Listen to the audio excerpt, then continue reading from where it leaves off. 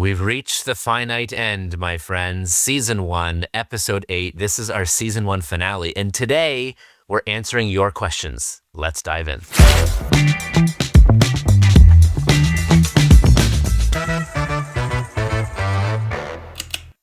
David. Shed. We are here. We are. Episode 8. So Episode 8, this is the finale. So we decided to put on, it's not every day you will see both David and me in a collar here.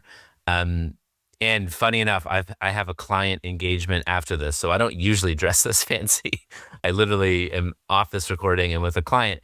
And my favorite thing to do with clients is do Q&A, whether it's like a fireside chat on a stage or just hear their questions, because their questions are always steeped and baked in their context. So that's what we're going to do today. Is we have a bunch of 5 folks have sent in questions. Some folks have sent in multiple questions. We're going to mailbag it for our season 1 finale. What else is cooking with you before we dive in and do the thing? I'm grateful for the audio questions. I know that is an extra little layer and step, and I just think it's really nice and cool. And I think we were like, let's try this, let's see, and especially before the show's even launched, and to have people sending questions for a thing that doesn't exist yet is really cool. I think that speaks to who you are, Shed, and what you've built up. So just wanted to highlight that. Thank you. That's very kind.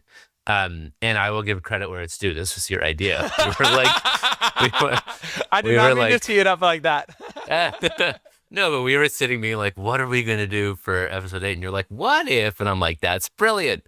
And so thank you to the many people who sent in questions, and as well those who sent in questions via voice note and audio, so we can hear your wonderful questions directly from you and your wonderful voices. Do we do the thing and cue it up? Yeah, let's dive into Danny. Okay, so this is what we did. I put out on the socials, I think on LinkedIn only, just like, hey, we're launching season 1 of this podcast. The focus is leadership, team, trust, culture, all the things. What questions do you have? What's top of mind? And the first question we have is from Danny Wareham. So let's listen to it, and then we will respond with our thoughts. Yeah? Let's do it. Hey, Shed. My name's Danny Wareham, and my question is, if we recognize that leaders set the direction of where we're heading, what the vision is, what the goal is, and they also heavily influence what's acceptable here in terms of our behaviors, my question is, if the group already knew the direction and already understood those unwritten rules of the culture, then could culture replace the leader? First of all, I totally just North Americanized Danny's name. It's not Danny Wareham, it's Danny Wareham. So thank you, Danny. For me, the initial thought, because I've now heard this question probably about 3 times, is that may be good for a time, but the issue with the human experience is it's dynamic and evolving. And so, though I think a vision, we cannot say vision accomplished. It's infinite. We can say mission accomplished. I think we can have a vision that doesn't change. So I've been a part of Simon Sinek's team for many years. We have a vision of a more inspired, safe, and fulfilled world. Absolutely. But there are goals, objectives, key projects, milestones along the way. And I still do think that if we might be able to hit a milestone or another, but we still will need help seeing where are we going now and what's the next mission to move closer toward that vision. And so I think it's such a juicy question. I do think that we are still a hierarchical species. I do think that we are always looking to be led or looking to follow, or there are opportunities for folks to step up. So I think it's an interesting idea, but I think that leadership and the human experience is dynamic and evolving. And so I think leaders, whether formally or informally, will step up and we will inherently follow. I'm going to reiterate his question. So if the group already knew the direction and already understood those unwritten rules of the culture, then could culture replace the leader? So I would never recommend that unwritten rules of culture remain unwritten. I would write them down. Make them explicit. Again, culture can evolve. Part of a healthy culture is the values represented 15 years ago might be different than how they're lived and represented now. The values can remain, but the way that they're expressed and behaved can evolve because human beings evolve. I love that the question even insinuates, is there even a purpose to this podcast? Like, did we go 7 episodes, get to episode 8, question 1, we're like, Danny, I think we should stop. No, I think we should keep going because I do still think that leadership is dynamic, and leadership is ever changing. Sometimes there's leading from the front. Sometimes there's like co-leading from the side. And sometimes the appropriate and even radical act of leadership is to step back and to have somebody else lead should they have the recency and experience and the skills and the point of view to do so. Leaders know when it's also time to step back and let somebody else step up. So personally, I do not think that the culture can completely replace the leader or leaders or leadership. I think leadership is an inherently human thing. You know, what is a beehive without the queen, right? You still need someone who sets the tone, and often it isn't always the most senior person, but it's the person that has the most influence and people follow, and it sets the tone. And this explicit stuff should probably be reevaluated too, as like organizations evolve too. Like whatever is written down 10 years ago is probably different today. Yeah, I do think that vision, purpose, values should remain the same, but the way that they are expressed and brought to life. This is pivot, right? The definition of pivot is to move about a central axis. So what you do and how you bring it to life might shift, but why you do it, your purpose, your belief, your values can remain. But yeah, and as well across different cultures or satellite offices, the goal isn't like McDonald's French fries uniformity. The goal is every particular team, department, region can express and bring the culture to life in their own unique way and flavor, so long as it is still within who we say we are at this organization. Love it. Should we go to the next one? Yeah, thank you, Danny. That was great. So now we're going to Stephanie, yes? Okay, Stephanie had some great questions as well. Let's tune in to those. Hi, my name is Stephanie Cardos, and here are my questions on leadership and culture. How do leaders actually rebuild trust when their team has been running on survival mode for so long? Where do human-first intentions first break down once KPIs and bandwidth kick in? How can we prevent that? How can leaders model boundaries in cultures that quietly reward overextension? With AI becoming part of everyday life and workflows, how can we integrate it without stripping away the humanity people are craving? Great questions from Stephanie. And I think that for me, as I heard these, are sort of a consistent theme of beating burnout, resilience, that came up for me. What else came up for you, David, as you heard those ones? Like, well, the idea of like survival mode got me thinking like, why is that the case? Like, why is that even happening? And like digging deeper into that. And then overextension and like model, like the just was, I don't know, I almost feel like so many of those little, one of my friends calls this like a shoved facts. That feels like there's like a lot of different micro situations and dynamics into like the overall question. That there's like a couple of things that like we like could gloss over, but there's like a lot of, I don't know, I'd love to ask follow-up questions. So cool. And we will. We can reach out to Stephanie. She's lovely. So a lot of Stephanie's questions also bring to mind this brilliant quote from the great Desmond Tutu. So Tutu said, "There comes a point where we need to stop just pulling people out of the river. we need to go upstream and find out why they're falling in. So I think a lot of Stephanie's questions here are more systemic of what is being. So in our cultures, we get the behavior we reward. We also get the behavior that we tolerate and enable. And if survival mode and burnout and overextension and KPIs ahead of people are more important, you have behavior that you're either advertently or inadvertently rewarding, tolerating, or enabling. So this first question, how do leaders actually rebuild trust when their team has been running on survival mode for so long? I don't think you can build trust, or I would say this, that is no longer the opportune time to build trust. If you're going on survival mode, I think you behoove to have a reset and go, hang on a second. We need to go upstream and find out where people are falling into the river rather than just pulling them out. This isn't working.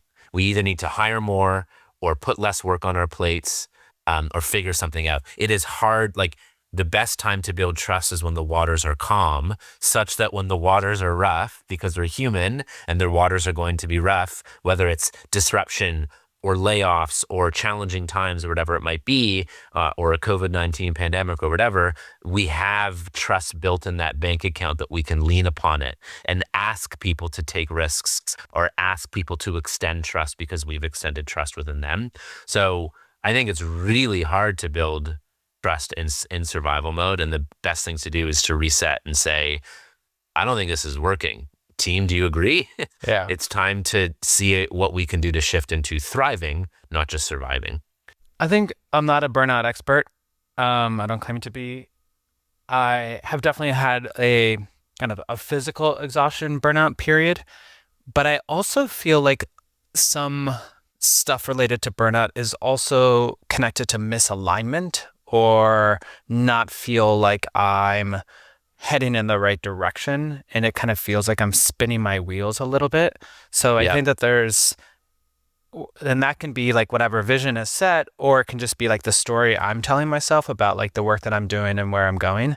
And so like I find like when I'm like fired up about work and I know why I'm doing it and the purpose and like how this feeds my, I guess going back to your access thing, but that where your values and who you are and what you care about. Yes. Yeah. Like I somehow find energy, it's like, okay, like I will, do whatever it takes to get things done. And so that's the other thing that kind of just like I've been noticing over the years and stuff is like burnout is also a function of kind of like misalignment internally and like kind of collectively. And it's that inside out, like the relationships, the work, the people around. Yeah. There's a brilliant case that Adam Grant mentions in his book, Give and Take, about a teacher who was burning out. And then that teacher created an opportunity for like high achieving folks in low income socioeconomic areas to come, and she would help tutor and like help push them to the next level. And all of a sudden there were huge energy reserves built up because she found not futility, but high impact in her work. So that's sort of an interesting way that sometimes a way to beat burnout is alignment of purpose and values. I think another couple points here. So, Stephanie's second question, where do human first intentions first break down once KPIs and bandwidth kick in? How can we prevent that? I think it's really important to note that our inputs are the things that lead to our sustainable outputs and results. Something that doesn't work is lean management. Something that does work is continuous improvement and Kaizen. It's the same exact thing, but lean markets the results at the expense of the inputs. Whereas Kaizen and continuous improvement talk about the sustainable inputs, putting people and purpose first, and then you end up getting sustainable high performance. So when you focus on what are the inputs, what are the things within our control, and how do we focus on those to actually get us sustainable results, measure the right things, measure momentum. And then I think the other thing that comes to mind from Stephanie's last two questions here, How can leaders model boundaries and cultures that quietly reward overextension? Again, you get the behavior you reward, tolerate, and enable in your cultures. And then her last question, I want to add in one more thing. With AI becoming part of everyday life and workflows, how can we integrate it without stripping away the humanity people are craving?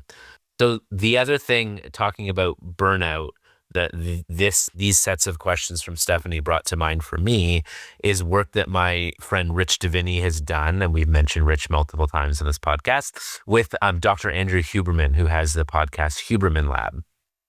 And they studied and they looked at what are the different energy wave flows across resilience, across burnout, and even across growth. And so when they looked at burnout, burnout is a sine wave, an energy sine wave that goes like this, and your baseline continues to decrease. This is the fallacy of peak performance. We say we want to be peak performers. We don't want to be peak performers all the time, because what happens after a peak? It's an apex and it goes down. And so what Rich and Andrew Huberman say is to go from burnout to resilience, you need to build an appropriate rest and recovery. And you know this, David, from recovering from an injury as well, right? You need to build an appropriate rest and recovery. Rest and recovery can be micro, meso, or macro. It can be 15 minutes or less, 15 to 60 minutes, or 60 minutes or more. Sleep, laughter, joy-inducing activity, meditation, yoga, sound therapy, like all these things. I'm pretty religious about, I build in 15-minute buffers between meetings. That's a micro recovery. Why? I think going to pee and not having to rush is a good thing. You know, breathing, getting outside, getting some fresh air. These are some bits of rest and recovery so that we can sustain performance over time. And so if we don't build in sufficient rest and recovery after hard work or event or trauma or whatever it might be, we can sine wave down. If we do build in appropriate rest and recovery after hard work, events, trauma, whatever it might be, we are resilient and we can return to a baseline or a stasis.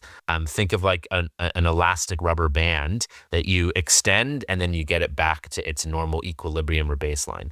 That's resilience. There's one more that's better than resilience, and it's anti-fragility or growth. And what that is yes, you have hard work, event, trauma, whatever it might be.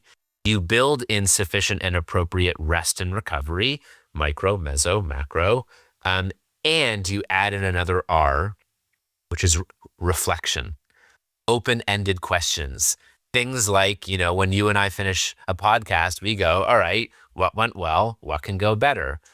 What are we grateful for? What are our opportunities? What else can we be thinking of or doing? All of these open-ended questions create opportunities for us not just to have resilience and bounce back, but to think about progress and improvement and how we might be able to grow. So that's another sort of dynamic that Stephanie made me think of, is the rest, recovery, and reflection to beat burnout and to rise above resilience and put us into growth or anti-fragility. Yeah. I think we nailed it. Those are great questions. Thank you so much, Stephanie. Yes. Loved it, Stephanie. Thank you. All right. Cool beans. Yeah. On to Robert. Let's do it. Okay. We got Robert coming up here. Let's tune into what Robert has to ask. Hey, Stephen, this is Robert, and I have a question/comment on the role of psychological safety in supporting a creative culture, and in particular, an innovative one.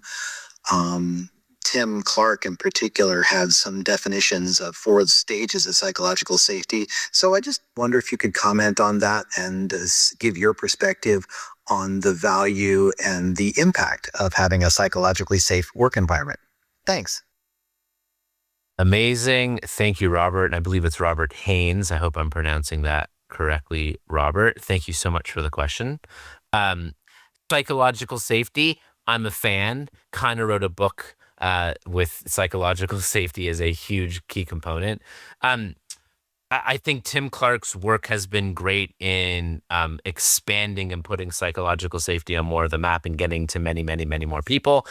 Some of Tim Clark's thoughts, I think one of the challenges that I have with Tim Clark's model is I don't necessarily think that psychological safety is linear, and I think it is very much based upon our own perception, our own experience. I think different things and different perceptions and experience make each of us feel safe in different ways. And I don't necessarily think that psychological safety moves linearly and in the same direction for all folks. But, psychological safety, we know from Project Aristotle that Google did in 2004, that psychological safety is the number one determinant of a team's trust and performance. So the link between psychological safety and innovation is inextricable. If there's a decline of innovation, there's a decline of trust and a decline of psychological safety. Because what is the process of innovation? The process of innovation, in order to innovate, you have to experiment. What's the natural result and response of experiments? Failure. If you don't have failures, you're not experimenting, you're just doing and trying things you probably already know work. But if we have environments where failures are punished, or we have environments where we're not allowed to take interpersonal risk or challenge one another, we aren't going to innovate, and we're not going to take the risk of experimentation. So the link of psychological safety and innovation are inextricable. David, I'll step off the soapbox for a moment there. Anything else that comes to mind for you on that question from Robert? I mean, you literally wrote a book on this. So I don't think I have much more to add. Okay, great. Robert, thank you for the question. And yes, psych safety, big fan. And as you know, I like to call it a speak up culture, an environment where it feels both psychologically safe and that it is worth it to use our voice to share what we see, feel, and know, to challenge, to share ideas, feedback, and concerns, disagreements, mistakes. But yeah, in a speak up culture, it's safe and worth it to challenge and innovate and break things and make things better. All right, we have another Stephen who asked a few questions here. And I'm really keen, David, for your thoughts on these questions as well. So let's hop and listen to Stephen, shall we? Yeah, let's do it. Great. Hi, my name is Steven Zekerish, and my question is this. With AI rapidly automating and often replacing jobs, do you believe a world with less jobs will make it more difficult for people to align their purpose with their career? Great question from Steven. David, I mean, this one I think is very much in your jam. I mean, you've built a portfolio career. You've devoted your life's work in many respects to a portfolio career. How many episodes have you done of the Portfolio Career podcast? 401 as of last Thursday. Amazing. Wow. So I'm not a researcher or an economist. Even You though should really look into becoming those, by the way. Yeah. I was a double major in college of finance and economics, which, side note, the classes that I actually really liked and enjoyed were leadership and also communications and relationships. But somehow Look at us now. I know, right? Yeah, but so I'm not. I don't know. I can't really like officially comment on the AI and jobs type stuff, but I do want to think that like this is a tool. Yeah. And I think like we can find purpose without. It's almost like leadership, right? Like we can find it in the small and in the big. And I find meaningful moments in podcast recordings, events, etc. And I think my right now, as part of this kind of work transition and evolution, it's like, what do I want to keep doing? And what do I, and thankfully in a more tech heavy world, it's like bringing people together and having meaningful conversations. Like those are the stuff that I like to do. And I think like there's a bigger opportunity for those to occur, or like we almost have like, there's like two headwinds, right? There's people who are saying like AI is like potentially stripping away jobs. And then it's like, oh, but we need more connection. We need more community. And like, so I've been like, thankfully, as part of like what I'm up to now, is like able to do more of that, and it's been more valued, and it's like being more talked about, and so yeah, that's what kind of comes to mind. But it's definitely been an iterative and an ongoing process, and like that's actually like, to me, it's fun. Nice. I've got a few thoughts here as well. So one of the ideas I love about portfolio career and what you've done with that is like, I remember when I was starting in my career, there was this idea that I subscribed to around a dream job. And I no longer subscribe to this notion of dream job. Again, because we are evolving, we are dynamic, we are never static. I do believe in a dream career path or a fulfilling career path, but to think that we land a job and then we'll be in that job forever and that job will be the dream for all, like that's not the human experience, I don't think. And we no longer sort of live in this time of the gold watch, get a job and stay in a job for 50 years. I think that is rare. And even for those who are with an organization for decades and decades and decades, there are ups and downs, and there are moments you love and moments that are challenging, and you typically don't have the same exact job throughout. It evolves, as does technology, as do our careers. And so, I actually think might be some assumptions to challenge in this question from Steven. So Yeah. with AI rapidly automating and often replacing jobs, I don't I'll push on that one. Do you believe a world with less jobs will make it more difficult for people to align their purpose with their career? I mean, I have a couple of ideas. One is, I've seen reports that AI isn't necessarily replacing jobs, but AI spending is. That there are organizations that are without good strategy and without good foresight are spending ridiculously on AI. And that's what's causing the layoffs, not necessarily that AI is actually effective at replacing some of the jobs. I also read not so long ago, the Mayo Clinic, the radiology department, has adopted AI in a great, powerful way. Previously, scans that would take doctors 30 minutes to interpret are now being interpreted very effectively by AI in a matter of 3 minutes. And then the doctor can look at those results, and it frees up time for the doctor to do work with patients, work across disciplines, and like do the work that they should do. And in fact, instead of there being less jobs, that department has grown. There's now a digital team. There's still doctors and nurses who are now doing the highest value work. So I do think there are some challenges that, AI may not be replacing jobs. AI can actually create more opportunity as well.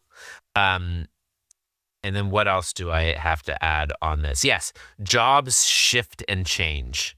And those with the growth and an infinite mindset adopt and focus what's actually in their control, and lead from that place. And I do agree as well that AI is kind of like a modern form of nuclear science. It has great power and great potential. To drive humanity forward.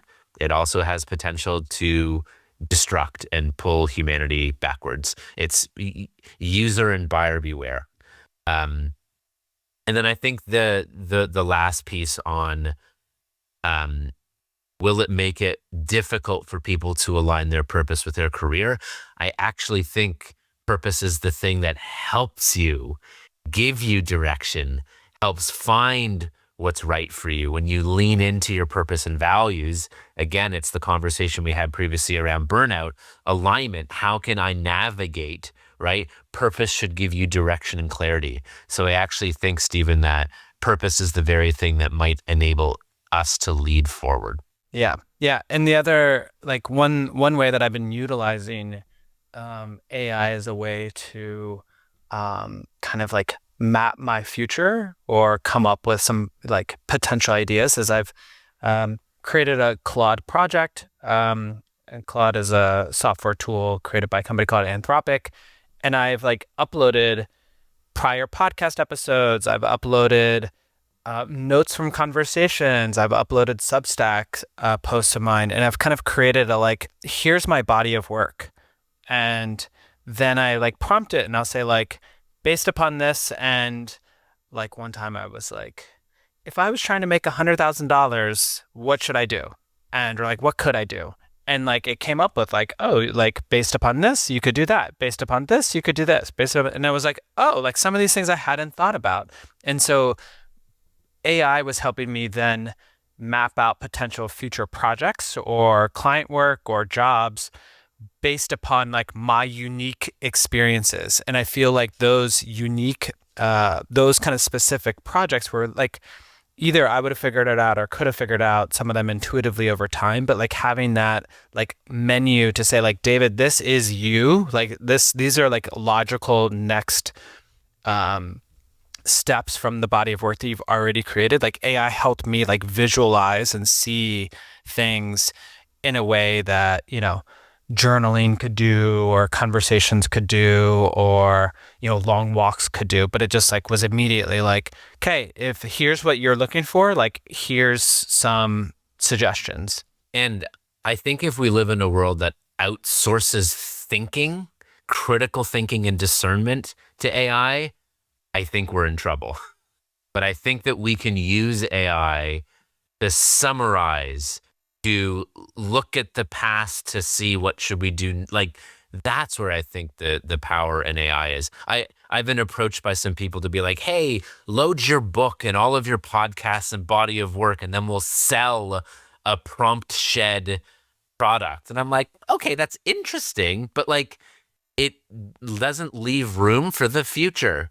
And like I'm constantly evolving my own thinking and work to what's here now and what's coming next. And I think that might be a piece that AI misses. It's kind of like the great common denominator of the past and allows us to access like it's like internet on steroids and really effective.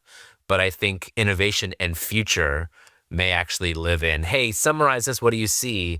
And then how we decipher, interpret, and choose to carry it forward. Cool. Let's go to the next one. Cool. All right. Unless the robots take over and we're wrong. Okay. This is our last voice note. And I think we're doing this as like a lightning round one because there were a bunch of quick hits here from Christian. So we'll listen and then pause and respond and keep going. Yeah. Yeah. Okay, cool. Hello, Shed. Here are my question for the Shed Some Light podcast. So the first question, how do you measure ROL? So how do you measure return on learning? Okay. How do you measure return on learning? I love that. So my belief is that when people grow, the business grows. Sometimes there's a lag, but growth in people creates growth in results over time, I think. And I think as well, sometimes traditional metrics don't tell the whole story.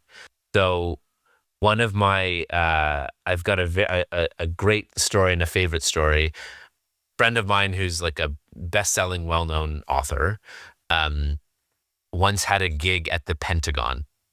And as they arrived, it was a 3 or 4 star general who met them at the front door and walked them to the meeting room. And as they're walking through the halls, they're making chit chat. And the general says to the author, "I've had my team read all of your books." To which my friend facetiously says, "My publisher thanks you." And the general said, "Don't bother. I only bought 1 copy and passed it around." And so traditional number of books sold, 1 or whatever, number of people impacted, many. So sometimes the return on learning might be a lag, or it might skip up on some of the traditional metrics. But I have a great belief that as the people grow, the business grows. And as people work on their mindsets and their behaviors and their actions and become better leaders and have better experiences, there will be a benefit to the organization. Sometimes there's a lag, but it's worth it. I also think we no longer live in a time where we can guarantee employment for 50 years, but I think we can guarantee we don't necessarily know how long you'll be here or how long this organization will exist in this form, but we can guarantee that we will do everything in our power to help you grow and that you'll leave the job you're in now better than when you entered and you'll take that with you forever. And I think that we can still engender and create trust and loyalty through that relationship. Yeah, the one versus the many is like, I think the return on learning of podcasting for me has been way higher than just like the one like 30-minute podcast recording. It's like all of this other stuff is like a part of it, and internally and externally. And yeah, like people say like, oh, like you just recorded a podcast episode. It's like this shifted me incredibly. It's also, it just, I know we said we do this as lightning rounds, but I'm just getting more thoughts. Maybe the next one we'll do as a lightning. But it also makes me think like, what's the return on higher education?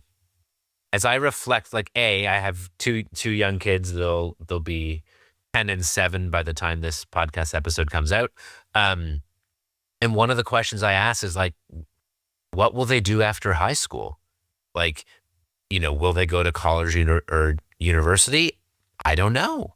But as I reflect upon my experience of going through university, so much of the learning wasn't necessarily the course syllabus. It was learning how to become more independent. It was engaging in extracurricular activities. Like there were so many things both within and peripherally in that entire experience that allowed me to grow and become the person that I am. And so that was just sort of a meta idea that sometimes what happens in the learning experiences has profound impacts for who we become in the larger portfolio of our lives and careers. So I think there is a huge return on learning, sometimes not easily measured in metrics, and always worth it. Do we go to the next? Let's do it. Cool. Here's the next from Christian. The second question, how do you bring a coaching mindset into an organization not used to coaching? My answer to this one is yes. If you believe that a coaching mindset has use and power, start. One of my favorite Simon Sinek quotes is start big, start small, but most of all, start.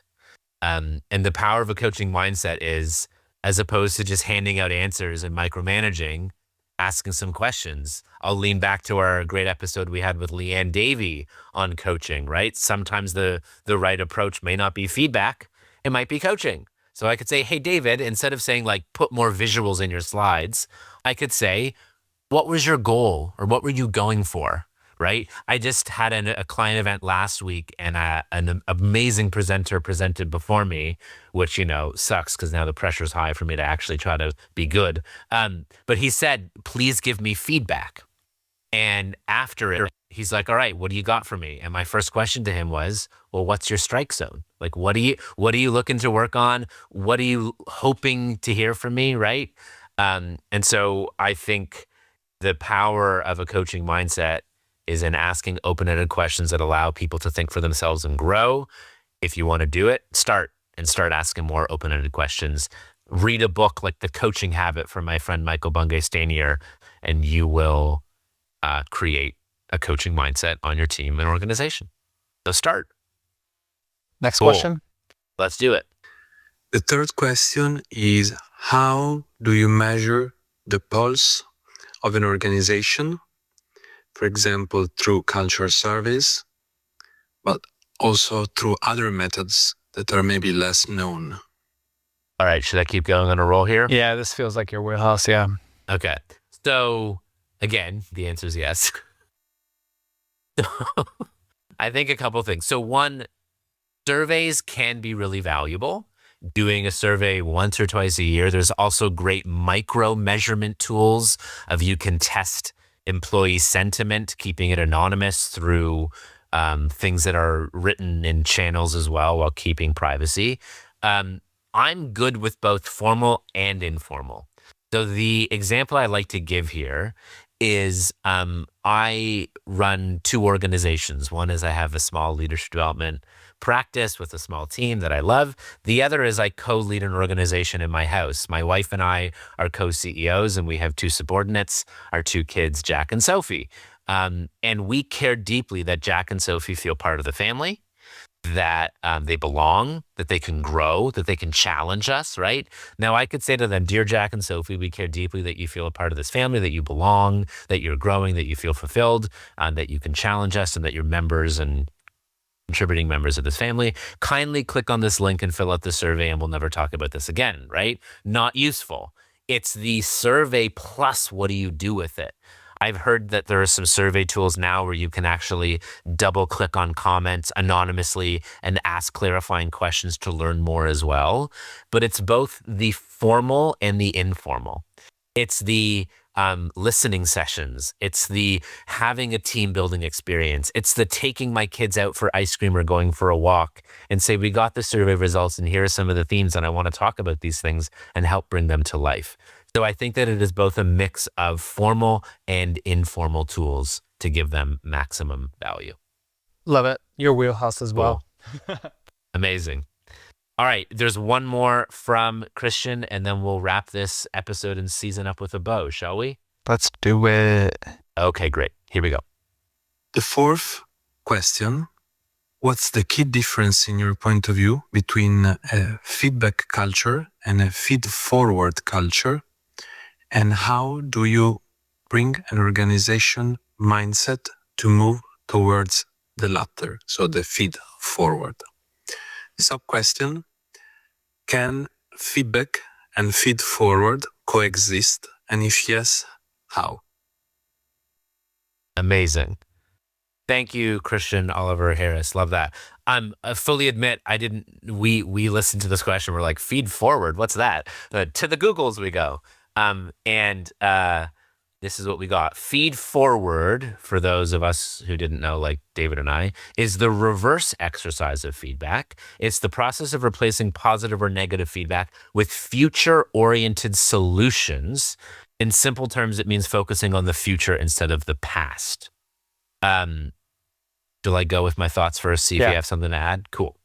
So I actually think so again, remember, feedback is one of the tools in our toolkit. Lean in, like listen to that Leanne Davey episode again. Sometimes coaching is better, right? And sometimes who are we to know what the appropriate future-oriented solution is? Maybe somebody else has a better idea. So it might be better to approach it with coaching and open-ended questions. But I do think at the end of the feedback episode with Leanne, we also shared the FBI tool, feeling behavior impact, right? I felt supported when you had all the client materials prepared. The impact is I only want to keep working with you. That impact piece, I felt frustrated when you were late to 3 client meetings. The impact is I'm not sure we can trust you with what's on your plate right now, what's going on. I actually think feedback done well, and one of the methods is FBI, feeling behavior impact. I think that impact piece actually is future focus and future forward. It leads the question to where do we go now? What's next? What's going on? How can we learn and grow from this? So I actually think that feedback done well leads to conversations of feed forward. What can we do in the future to improve? How can I better support you? What do you need? Etc. So I think feedback done well actually is feed forward. Yeah. I mean, going back to I guess this episode is also us asking questions back to the people that ask us questions, but I would love to hear from Christian, where did feed forward come from in his mind, and how did that bubble up in his mind? What's the context behind that and the situations and stuff like that. I'm really curious. I can imagine to share that it came from somewhere. Yeah. And remember, feedback done well is a dialogue. And if it shouldn't just, it should focus on where are we going next? What's next? How can we learn from this? Then I think feedback can be feed forward. But thank you, Christian, for bringing that into our view as well. All right. A thank you again to Christian, to Stephen, to Robert, to Stephanie, and to Danny for sending in those great questions and voice notes. we hope you enjoyed this. We're very open to doing something like this again. David, any feedback on season 1? What kind of feedback are you looking for? Oh, you looking for a strike zone? Looking for a strike zone? This was such a joy working with you and our team behind the scenes, Brand Crumbs, and bringing season 1 of the Shed Some Light podcast to life. Thank you all for joining and tuning in. We hope this was valuable, entertaining, edutaining for you. We hope that you've had tools and reflections to figure out how to lead better yourself and how to follow better as well. Thank you for tuning in. We want to know and hear from you. Was this season worthwhile for you? What other ideas do you have for us as we look to season 2 and beyond? Please comment, like, subscribe, send us a note, team@shedinspires, SHED inspires.com, shedinspires.com, all the places. Send us questions, feedback, ideas. We'd love to hear from you. Anything else from you, David, before we put a bow and tie up season 1 here? I think it's really cool to see what we've done and how it came together and that we did it. And yeah, I think there's just a lot of like talking about things and then versus like doing the things. And I think that's just, I wanted to honor that we did the thing. And I think it brought us a lot closer. And I hope it brought listeners closer to us and to your work. And yeah, I'm excited to have this spark many more conversations. So reach out to us, including, all those prospective sponsors as well. Gillette. Now we got in Maine. Now we got t-shirts ones, but no, this has been great. I've had a lot of fun and I've learned a lot. Amazing. Thank you, David. Thank you, everyone, for tuning in. Remember, show up, lead better. Leadership is in our behavior. Build trust. Keep making it safe and worth it for the people around you to speak up. Have the courage to speak up and the humility to listen. This has been a joy, and we hope to see you again soon. Thank you.